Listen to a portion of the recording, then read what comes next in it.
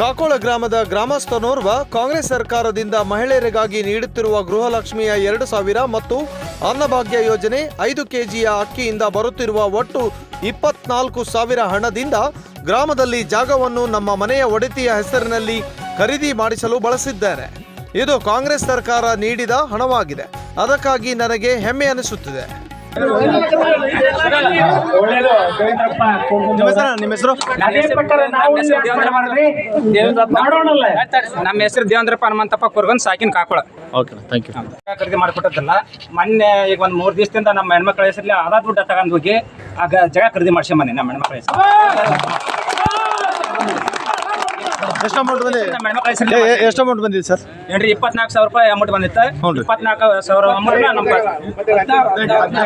1,020 ರೂಪಾಯಿ. ಇದು 1,200 ರೂಪಾಯಿ ಗೃಹಲಕ್ಷ್ಮಿ ಇದೆ.